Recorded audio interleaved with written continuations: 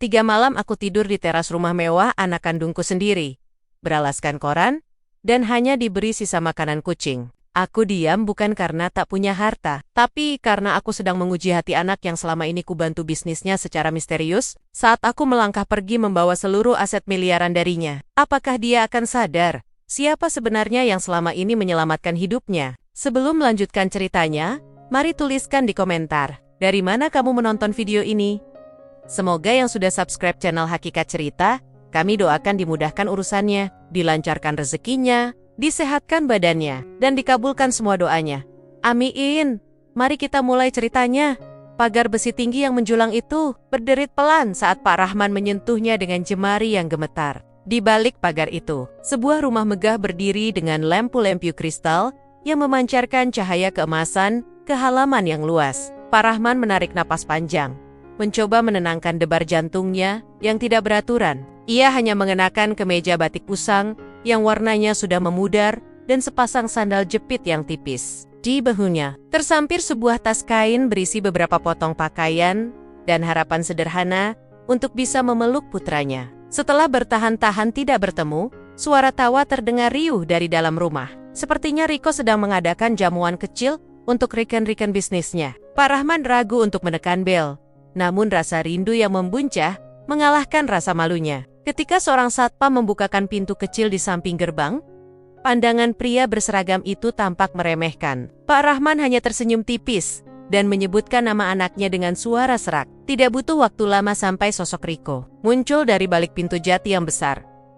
Riko berdiri di sana dengan setelan jas mahal yang pas di tubuhnya. Namun, ekspresi wajahnya berubah seketika saat melihat siapa yang berdiri di depan gerbangnya. Bukannya berlari memeluk, Riko justru menoleh ke kanan dan ke kiri dengan cemas, seolah takut ada tetangga atau tamu yang melihat sosok tua renta itu. Ia melangkah cepat menghampiri ayahnya dengan wajah yang memerah karena menahan amarah yang meledak-ledak. "Bapak ngapain kesini tanpa kasih kabar?" tanya Riko dengan nada bisikan yang tajam. Suaranya tidak mengandung kehangatan sedikit pun, justru terdengar seperti desisan yang menyakitkan. Pak Rahman mencoba tersenyum, meski hatinya mulai terasa perih. Ia mengatakan bahwa ia hanya ingin melihat cucunya dan memastikan Riko baik-baik saja di kota besar ini. Pak Rahman tidak meminta banyak, hanya segelas air dan tempat untuk meluruskan punggungnya yang sudah mulai membungkuk dimakan usia. Riko mendengus kasar sambil melirik jam tangan mewahnya. Di dalam rumah, tamu-tamu pentingnya sedang menunggu untuk membicarakan proyek besar. Ia tidak mungkin membiarkan ayahnya yang terlihat seperti pengemis itu masuk dan merusak citra yang telah ia bangun dengan susah payah. Riko menarik lengan ayahnya dengan kasar, membawanya ke sudut teras yang agak gelap di samping garasi mobil. Ia menyuruh ayahnya duduk di lantai semen yang dingin, tanpa alas apapun kecuali beberapa lembar koran bekas yang berserakan di pojok taman. "Bapak, diam di sini. Jangan masuk ke dalam. Jangan bicara sama siapapun. Saya lagi ada tamu penting. Jangan bikin saya malu," kata Riko tanpa belas kasihan. Ia kemudian berbalik dan masuk ke dalam rumah yang hangat, meninggalkan ayahnya sendirian di tengah embusan angin malam yang mulai menusuk tulang. Pak Rahman hanya bisa tertegun, menatap punggung anaknya yang menjauh. Ia perlahan duduk di atas koran itu, melipat kaki tuanya, dan mencoba mencerna kenyataan bahwa anak yang dulu ia timang dengan penuh cinta kini memperlakukannya lebih rendah daripada seorang pelayan. Malam itu, Pak Rahman terjaga sambil mendengarkan suara denting gelas dan gelak tawa dari dalam ruang tamu yang hanya terhalang dinding kaca. Ia bisa melihat Riko sedang tertawa lebar sambil memegang gelas minuman mahal. Tampak begitu berkuasa dan terpandang. Sementara itu, Pak Rahman mulai merasakan perutnya yang keroncongan karena belum makan sejak pagi di terminal. Namun, ia tidak berani memanggil atau mengetuk pintu. Ia hanya memejamkan mata, mencoba mencari kehangatan dari doa-doa yang ia rapalkan dengan bibir yang gemetar karena kedinginan. Pagi hari kedua datang dengan embun yang membasahi ujung baju Pak Rahman. Ia terbangun karena suara pintu geser yang terbuka, berharap itu adalah Riko yang membawakannya sarapan, atau setidaknya mengajaknya masuk untuk mandi. Pak Rahman segera memperbaiki duduknya. Namun, yang muncul adalah Riko dengan wajah yang masih terlihat sangat kesal. Riko tidak datang dengan sepiring nasi hangat, melainkan dengan sebuah mangkuk plastik yang isinya terlihat sangat tidak layak. "Ini jangan cerewet," Di dapur lagi sibuk nyiapin makanan buat acara nanti siang, kata Riko sambil meletakkan mangkuk itu di dekat kaki ayahnya. Pak Rahman melihat isi mangkuk itu dengan mata berkaca-kaca. Di dalamnya hanya ada sisa nasi yang sudah agak keras, dicampur dengan potongan ikan yang aromanya sangat tajam. Persis seperti makanan yang biasa diberikan kepada kucing peliharaan Riko yang mahal di dalam rumah. Riko bahkan tidak memberinya sendok, seolah menganggap ayahnya bisa makan begitu saja dengan tangan yang kotor. Istri Riko, Siska, sempat keluar sebentar untuk mengambil koran. Ia melihat Pak Rahman dengan pandangan jijik. Menutup hidungnya seolah-olah ada bau busuk yang menguar dari tubuh pria tua itu. Siska tidak menegur mertuanya. Ia justru berbisik cukup keras kepada Riko agar segera menyuruh orang tua itu pergi sebelum tumunmen arisannya datang. Pak Rahman mendengar setiap kata, setiap hinaan yang dilemparkan padanya, seolah ia adalah sampah yang mengotori pemandangan rumah mewah mereka.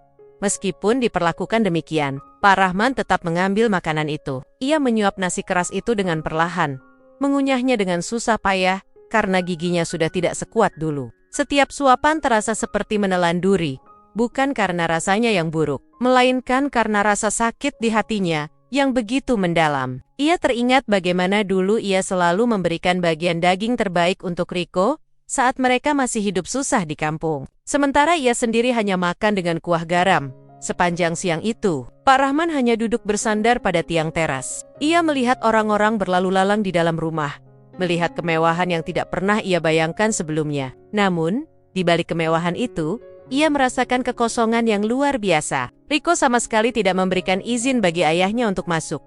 Bahkan sekadar untuk ke kamar mandi, Pak Rahman terpaksa menggunakan keran air di taman untuk membersihkan diri dan berwudu. Sementara para pembantu di rumah itu hanya menonton sambil berbisik-bisik dari balik jendela.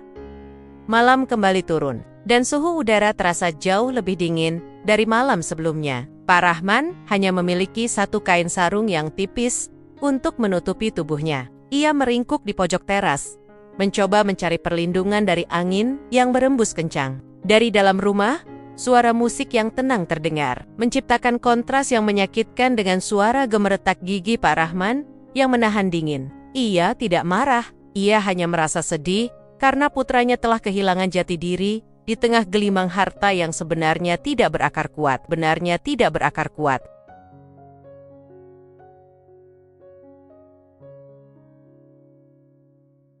Malam ketiga adalah puncaknya. Hujan turun dengan derasnya, menyapu teras tempat Pak Rahman berlindung. Meskipun teras itu memiliki atap, namun percikan air hujan tetap membasahi kemeja usangnya. Riko sempat mengintip dari balik tirai jendela lantai 2, melihat ayahnya yang menggigil hebat dengan tubuh yang melungker di atas koran yang sudah basah kuyup. Ada sedikit keraguan di hati Riko, namun egonya jauh lebih besar. Ia merasa jika ia mengizinkan ayahnya masuk sekarang, maka ayahnya akan betah dan tidak mau pergi lagi. Di bawah guyuran hujan dan dinginnya malam, Pak Rahman tidak mengeluh. Ia justru menggunakan waktu sunyi itu untuk berkomunikasi dengan Sang Pencipta. Dalam setiap helai napasnya yang berat, ia mendoakan agar Riko selalu dilindungi dan disadarkan. Ia tahu betul bahwa bisnis Riko sebenarnya sedang berada di ujung tanduk. Ia tahu tentang yuting-yuting besar yang melilit perusahaan anaknya. Karena selama ini, dialah yang secara rahasia menambah lubang-lubang keuangan itu melalui rekening misterius yang selalu mengirimkan dana setiap bulan.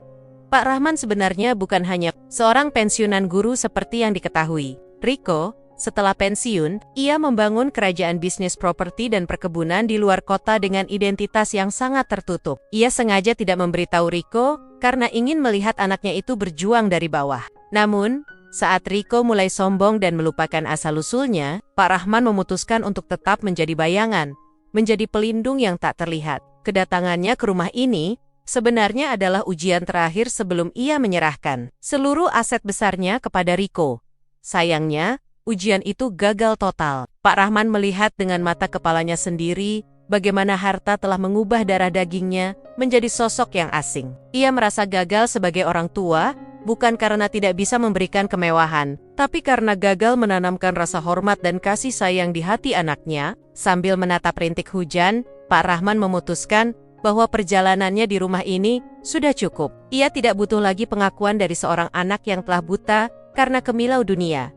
sebelum memejamkan mata. Untuk tidur sejenak di sela gigilnya, Pak Rahman mengeluarkan sebuah dompet kulit yang sudah tua. Di dalamnya tersimpan sebuah kartu ATM berwarna emas dan secarik kertas kecil yang sudah ia siapkan dari rumah. Ia mengelusnya pelan, seolah sedang membelai kepala Rico saat masih kecil. Esok pagi, semuanya akan berubah. Ia akan pergi, meninggalkan segala beban dan rahasia yang selama ini ia pikul sendiri. Pak Rahman tersenyum getir. Membayangkan reaksi Rico saat mengetahui kebenarannya nanti, fajar mulai menyingsing. Namun Pak Rahman sudah tidak lagi merasakan dingin. Ia merasa tenang, seolah-olah bebannya telah diangkat satu persatu. Ia tahu apa yang harus ia lakukan selanjutnya. Hidup sederhana yang ia jalani selama ini bukanlah karena ia tidak punya uang, tapi karena ia tahu bahwa pada akhirnya manusia hanya akan membawa kain kafan. Ia ingin memberikan pelajaran terakhir bagi Rico, sebuah pelajaran yang mungkin akan menghancurkan hidup anaknya. Namun perlu dilakukan agar Rico bisa kembali menemukan jiwanya yang hilang. Udara subuh masih menyisakan sisa hujan semalam saat Pak Rahman perlahan bangkit dari sudut teras yang lembab. Tubuhnya terasa kaku, tulang-tulangnya seolah berderit setiap kali ia menggerakkan persendian. Ia menatap ke arah pintu utama yang masih tertutup rapat, sunyi, tanpa ada tenda-tenda kehidupan dari dalam. Tidak ada aroma kopi yang disuguhkan. Tidak ada sapaan hangat yang menanyakan apakah ia tidur dengan nyenyak semalam. Pak Rahman menarik napas panjang, membiarkan udara pagi yang murni mengisi paru-parunya yang tua. Ia tidak merasa marah, hanya ada rasa hampa yang amat sangat. Sebuah kesimpulan yang akhirnya ia ambil setelah 3 malam berteman dengan dinginnya lantai semen. Dengan tangan yang sedikit bergetar, ia merapikan pakaian di dalam tas kainnya yang sudah mulai lapuk. Ia melipat sarung tipisnya dengan hati-hati, seolah benda itu adalah saksi bisu dari segala doa yang ia panjatkan di bawah langit malam. Pak Rahman kemudian merogoh saku kemejanya, mengeluarkan sebuah kartu ATM berwarna emas yang tampak kontras dengan penampilannya yang lusuh. Ia meletakkan kartu itu di atas meja kayu kecil yang ada di teras, tepat di bawah lampu dinding yang masih menyala redup. Di atas kartu itu, ia menindihkan secarik kertas kecil yang ditulisnya dengan tulisan tangan yang rapi dan tegas. Sebuah pesan singkat yang merupakan penutup dari perannya sebagai seorang ayah yang selama ini melindungi dari balik. Bayang-bayang, Pak Rahman menatap rumah mewah itu untuk terakhir kalinya. Ia teringat masa-masa ketika Rico masih kecil, saat mereka hanya makan sepiring berdua di bawah lampu minyak. Kala itu, Rico berjanji akan membangunkan rumah paling megah untuk ayahnya, agar mereka tidak lagi kehujanan. Janji itu memang ditepati dalam bentuk fisik. Namun Rico lupa membangun ruang untuk ayahnya di dalam hati rumah tersebut. Pak Rahman tersenyum getir. Sebuah senyuman yang menyembunyikan luka yang lebih dalam dari sembilu. Ia melangkah perlahan menuju gerbang, tidak ingin membangunkan satpam yang sedang tertidur pulas di pos jaganya. Langkahnya terasa lebih ringan saat ia mulai menjauh dari pagar besi tinggi itu. Di jalanan yang masih sepi, ia berjalan kaki menuju terminal bus, tanpa menoleh ke belakang sekalipun. Pak Rahman tahu bahwa keputusannya kali ini tidak akan bisa ditarik kembali. Ujian itu telah usai, dan hasilnya sungguh menyakitkan bagi seorang orang tua. Namun, ia merasa bebas. Ia tidak lagi memiliki beban untuk menyelamatkan bisnis seseorang yang bahkan tidak menganggapnya sebagai manusia. Di dalam saku celananya, ia masih menyimpan ponsel tua yang terus bergetar karena pesan masuk dari pengacara pribadinya, menanyakan perintah selanjutnya mengenai pengalihan seluruh aset yayasannya. Matahari mulai menampakkan sinarnya saat Pak Rahman duduk di dalam bus ekonomi yang sudah karatan. Ia menatap keluar jendela, melihat gudang-gudang tinggi yang perlahan menghilang, digantikan oleh pepohonan hijau. Ia merasa tenang, sebuah ketenangan yang hanya didapatkan oleh mereka yang sudah melepaskan segala keterikatan duniawi. Sementara itu, di teras rumah mewah yang ditinggalkannya, kartu ATM emas itu berkilau tertimpa cahaya matahari pagi, menunggu untuk ditemukan oleh pemilik rumah yang masih terlelap dalam mimpi-mimpi kesombongannya. Pak Rahman memejamkan mata, membiarkan bus membawanya pulang ke tempat di mana ia benar-benar dihargai sebagai manusia. Rico terbangun dengan kepala yang sedikit pening karena terlalu banyak minum semalam. Ia turun ke lantai bawah dengan jubah mandi mahalnya, memanggil pelayan untuk meminta kopi hitam yang kuat. Saat ia melangkah ke teras untuk menghirup udara segar, ia mendapati sudut teras itu sudah kosong. Tidak ada lagi sosok tua yang meringkuk di atas koran basah. Rico mendengus, Merasa lega karena beban visual yang merusak pemandangan rumahnya telah pergi dengan sendirinya. Namun, matanya kemudian tertuju pada sesuatu yang tergeletak di atas meja kayu. Sebuah kartu ATM dan secarik kertas kecil yang tampak mencolok di sana. Rico berjalan menghampiri meja itu dengan langkah malas. Ia mengambil kartu ATM emas tersebut dan membolak-balikannya dengan tawa meremehkan. Ia mengira ayahnya sedang mencoba memberikan sedikit uang tabungan pensiunnya yang tidak seberapa. Mungkin hanya beberapa ratus ribu rupiah untuk sekadar menunjukkan harga diri. Rico mengambil kertas kecil itu dan membacanya dalam hati. Tulisan di sana sangat singkat. Gunakan ini untuk melunasi utangmu yang jatuh tempo besok. Bapak pulang dulu. Jaga dirimu baik-baik. Rico tertawa keras hingga bahunya terguncang. Merasa lucu karena ayahnya yang berpakaian seperti gelandangan itu merasa bisa membantu masalah keuangannya yang mencapai miliaran. Karena rasa penasaran yang bercampur ejekan, Rico memutuskan untuk pergi ke bank terdekat sebelum berangkat ke kantor. Ia ingin melihat berapa isi saldo kartu itu, hanya agar punya bahan untuk menertawakan ayahnya lebih lama lagi. Di depan mesin ATM, ia memasukkan kartu itu dan mengetikkan PIN yang tertera di kertas kecil tadi, yaitu tanggal lahir Rico sendiri. Saat layar mesin ATM itu memproses data, Rico masih bersedekap, bersiap untuk melihat angka recehan yang akan muncul. Namun, ketika deretan angka itu terpampang jelas di layar, jantung Rico seolah berhenti berdetak sesaat. Ia mengucek matanya berulang kali, memastikan bahwa ia tidak sedang berhalusinasi. Angka yang muncul di layar bukan hanya jutaan, melainkan miliaran rupiah. Saldo itu begitu besar, hingga memenuhi kolom tampilan di layar mesin. Rico gemetar. Ia segera mencetak mutasi rekening untuk melihat riwayat transaksi kartu tersebut. Saat kertas kecil itu keluar dari mesin, Rico merasa dunianya seolah berputar. Di sana tercatat dengan sangat jelas bahwa setiap bulan, selama 2 tahun terakhir, ada transfer masuk ke rekening bisnis Rico dengan jumlah yang sangat besar. Nama pengirimnya tertulis dengan sangat gamblang. Rahman Abimanyu. Itu adalah nama lengkap ayahnya, sosok yang baru saja ia telantarkan di teras beralaskan koran. Lutut Rico mendadak lemas. Ia terduduk di lantai ruang ATM yang dingin. Ia baru menyadari bahwa selama ini, sosok pengirim uang misterius yang menyelamatkan perusahaannya dari kebangkrutan berkali-kali adalah ayahnya sendiri. Ayah yang ia beri sisa makanan kucing, ayah yang ia larang masuk ke dalam rumah. Ternyata adalah pemilik modal besar yang membiayai gaya hidup mewahnya selama ini. Rico segera menelepon asisten pribadinya untuk melacak lebih dalam siapa sebenarnya pemilik rekening itu. Jawaban yang ia terima justru lebih menghancurkan jiwanya. Ayahnya adalah pendiri utama dari konsorsium properti terbesar di wilayah selatan. Sebuah rahasia yang disimpan ropet-ropet oleh ayahnya dari publik. Penyesalan itu datang menghantam seperti badai yang sangat dahsyat. Rico teringat wajah lelah ayahnya. Teringat bagaimana ayahnya menatapnya dengan penuh kasih meski sedang dihina. Ia segera berlari menuju mobilnya, memacu kendaraan itu dengan kecepatan tinggi menuju rumah. Berharap ayahnya belum pergi terlalu jauh. Ia berteriak memanggil nama ayahnya di sepanjang jalan, namun hanya suara mesin mobil yang menyahut. Di dalam kepalanya, ia terus teringat bagaimana ia membiarkan ayahnya menggigil kedinginan di teras, sementara ayahnya sedang memikirkan cara agar Rico tidak jatuh bangkrut. Rico menyadari bahwa ia telah membuang berkah terbesar dalam hidupnya demi harga diri semu yang kini terasa sangat menjijikan. Rico memacu mobilnya dengan membabi buta menuju kampung halaman ayahnya, menempuh perjalanan berjam-jam tanpa henti. Di kepalanya hanya ada satu keinginan, yaitu bersujud di kaki Pak Rahman dan meminta ampun atas segala kebiadaban yang ia lakukan selama 3 hari itu. Ia membayangkan ayahnya akan duduk di kursi kayu tua di depan rumah sederhana mereka. Lalu ia akan memeluk pria tua itu dan membawanya kembali ke kota untuk tinggal di kamar paling mewah.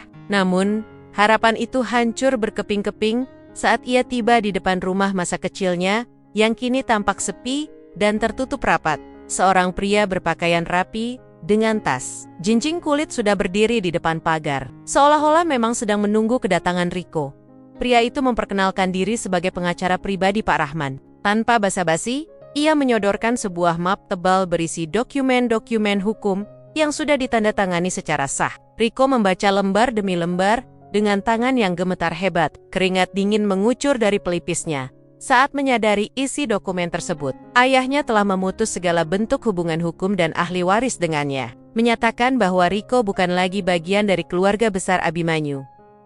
Seluruh aset perusahaan, tanah perkebunan, hingga tabungan miliaran rupiah yang selama ini menopang bisnis, Riko telah dipindah tangankan secara mutlak. Pak Rahman mendonasikan semuanya ke sebuah yayasan panti asuhan besar dan lembaga zakat, menyisakan hanya sedikit untuk biaya hidup pribadinya di tempat yang tidak diketahui. Pengacara itu menjelaskan bahwa Pak Rahman sudah pergi sejak pagi buta tadi. Setelah menandatangani surat-surat tersebut dengan tenang, tidak ada pesan terakhir untuk Riko, tidak ada alamat tujuan, hanya sebuah pernyataan bahwa ujian ketulusan itu sudah selesai, dan Riko telah gagal total. Riko berteriak histeris di tengah jalanan kampung yang sepi. Ia mencoba menggedor pintu rumah ayahnya, namun hasilnya nihil. Ia menelepon semua kenalan ayahnya, namun semua orang seolah telah sepakat untuk bungkam, atau memang benar-benar tidak tahu di mana keberadaan pria tua itu. Penyesalan itu mulai menggerogoti jiwanya. Ia teringat bagaimana ayahnya hanya meminta segelas air, namun ia justru memberikan sisa makanan hewan. Kini, semua kemewahan yang ia sombongkan mulai terasa mencekik lehernya sendiri. Karena ia tahu bahwa tanpa suntikan dana dari rekening misterius ayahnya, ia hanyalah seorang pengusaha yang penuh dengan tumpukan utang. Hanya dalam hitungan minggu, setelah kepergian Pak Rahman, dinding-dinding kokoh kerajaan bisnis Riko mulai retak dan runtuh. Tanpa aliran dana rutin yang biasanya masuk secara otomatis, setiap tanggal 10, bank mulai mengirimkan surat peringatan keras. Para investor yang selama ini memuja Riko tiba-tiba berbalik arah saat mengetahui bahwa likuiditas perusahaannya kosong melompong. Satu persatu proyek besarnya dihentikan paksa.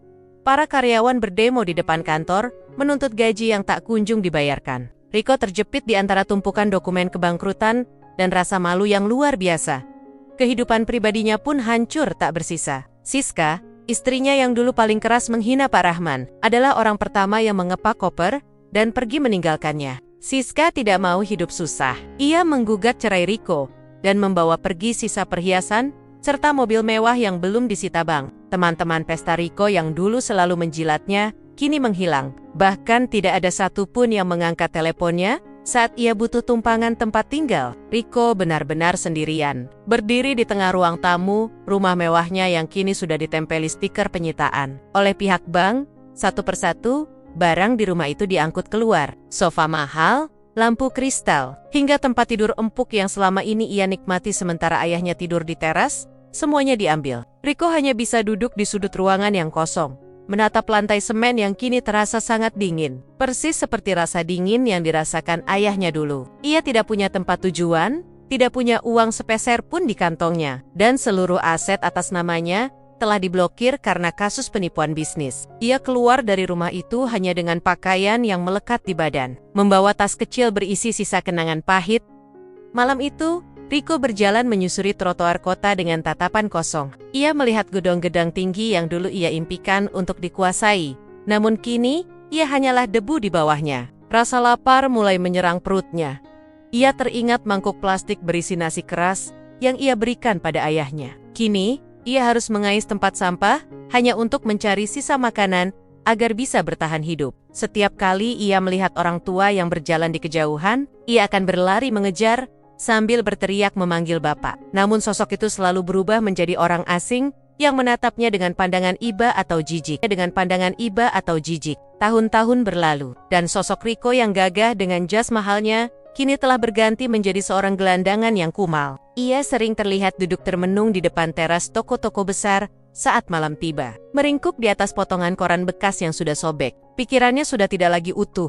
Ia sering berbicara sendiri tentang angka miliaran rupiah dan seorang ayah yang sangat kaya. Orang-orang yang lewat hanya menganggapnya sebagai orang gila biasa yang kehilangan kewarasan karena tekanan hidup, tanpa pernah tahu bahwa ia adalah mantan pemilik rumah mewah yang dulu sangat angkuh. Setiap kali angin malam berembus kencang dan hujan turun, Riko akan menangis torsidu-sidu sambil memeluk lututnya. Ia merasakan perih yang sama, kedinginan yang sama, dan kehinaan yang sama seperti yang ia berikan pada ayahnya selama 3 hari itu. Baginya, setiap detik di jalanan adalah hukuman yang tiada akhir. Ia tidak pernah bisa memaafkan dirinya sendiri, dan bayangan ayahnya yang berdiri tenang di teras rumahnya selalu menghantui setiap mimpinya. Riko menderita seumur hidup dalam kemiskinan yang mencekik dan gangguan jiwa yang membuatnya terjebak dalam lingkaran penyesalan yang abadi. Seringkali, di bawah lampu jalan yang remang-remang, Rico berhalusinasi melihat ayahnya berdiri di seberang jalan, mengenakan kemeja batik usang yang sama. Ayahnya tampak tersenyum tipis. Namun setiap kali Rico mencoba mendekat untuk bersujud dan memohon ampun, bayangan itu akan menghilang tertiup angin atau tertutup oleh kendaraan yang lewat. Rico akan jatuh tersungkur di aspal, meratap dan memanggil nama ayahnya hingga suaranya habis. Ia ingin meminta satu kesempatan lagi, bukan untuk harta, tapi hanya untuk mencium tangan ayahnya dan tidur di kaki pria tua itu dengan tenang. Namun, dunia sudah menutup pintunya untuk Rico.